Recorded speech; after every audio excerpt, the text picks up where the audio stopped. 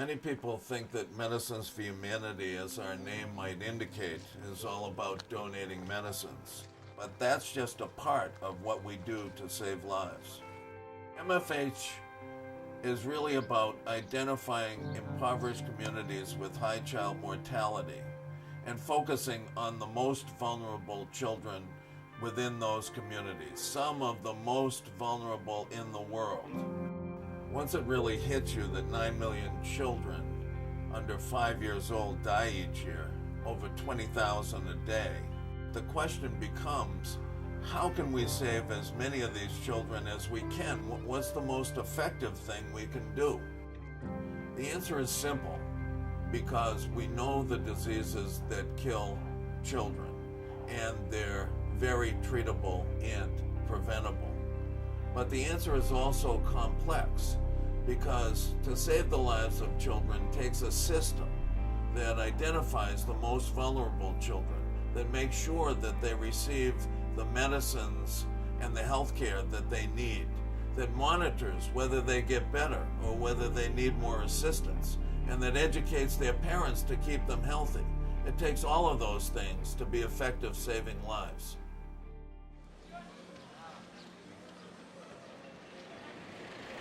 I recently visited our projects in Kenya and Rwanda, and they're good examples of the compelling needs in impoverished communities around the world and what we do to impact the lives of children in these areas. The strategies that Medicines for Humanity uses are sustainable, they are high impact, and they are innovative. A key component is community participation. This fosters ownership, and at the long run, this ensures sustainability.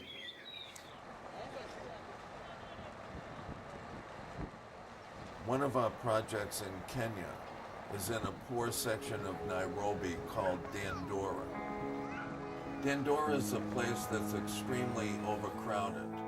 You see people living in shanties, people that make less than $1 a day. You see women and children and infants who are malnourished. Sanitation is lacking. In fact, the road that you travel in Dandora to get to the homes of some of the people we're helping is actually a latrine. Life in Dandora is a daily struggle. In the middle of this community is a clinic called the Brother Andre Dispensary. Our healthcare partner is the Holy Cross Fathers that run the dispensary. The biggest problems facing the people in Dandora is that the pregnant women in the community, many of whom who are HIV positive, have no health care services. They receive no prenatal care.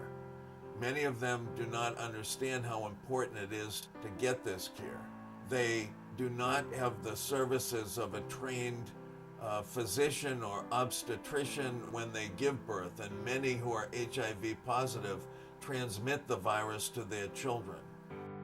After birth, most of the women and their babies receive no postnatal care. Once you find this out, the focus of your project becomes very clear. For example, after the baby's born, not only do they have to be vaccinated, but they have to be monitored to make sure that they are the correct height and weight, that they're not malnourished. They also have to be looked at for other diseases that kill very small infants, such as diarrhea and dehydration and pneumonia in particular. And it's monitoring these children and making sure they get the care that they need in these very early days after birth that saves a lot of lives. You are pregnant, and in a situation that we are, in a place that we are living, you are unable to cope with it. You find yourself, you have the infections in your body and you don't know. So something like this one, like this program, helps you to come when you come and you know that you have that infection inside you, and it helps you to recover the baby. We've been able to identify and treat many of the high-risk pregnant women in Dandora. 75 of these high-risk pregnant women every month, 900 a year. We have a total of 3,000 at this point that have been through this program, but there are still so many more that we currently just don't have the resources to treat.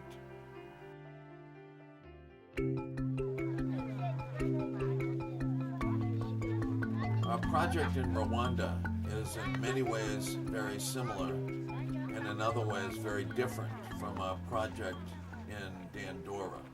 We chose Rwanda for several reasons. Child mortality is extremely high, with 1 out of 10 children not reaching their 5th birthday. Many of the families that live in this region are involved in the growth and production of coffee, and many of the people live far away from any healthcare clinic or source of healthcare services. In this project, to be effective, we needed to figure out how to get healthcare services to these remote villages and to these people without access at this point. What we decided to focus on is creating a group of community health workers. These volunteers are amazing. We provide them with training and the tools they need to care for vulnerable children right in the villages where they live. They are able to treat these children for malaria. They can diagnose the malaria with a rapid diagnostic test. They can diagnose pneumonia with a stopwatch that informs them of how many breaths the child is taking per minute. They have the ability to weigh and measure children so that they can determine if the child is malnourished. In the middle of the night, when a woman that is pregnant is having her baby, they can make sure they accompany her to the hospital or make sure she has someone treating her. They can make sure that women who are HIV positive are taking their medicines each and every day. It's the generosity of Green Mountain Coffee Roasters that makes this project possible. Their support enables us to train these volunteers and to provide them with the tools and medicines they need to save the lives of Rwandan children. With your continuing support, we will provide not only medicines, but nutrition services, pre- and postnatal care, and training to community health workers in each and every one of our projects.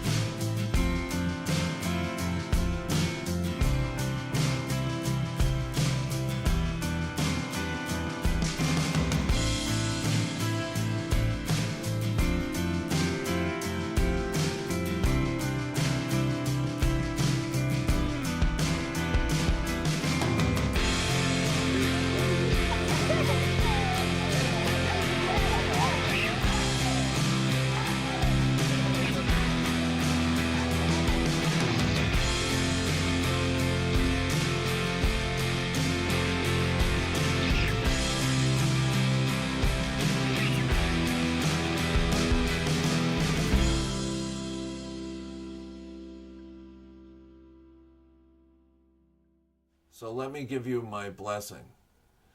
May you feel like the luckiest people on the face of the earth, because you are making a life and death difference to thousands of the world's most vulnerable children.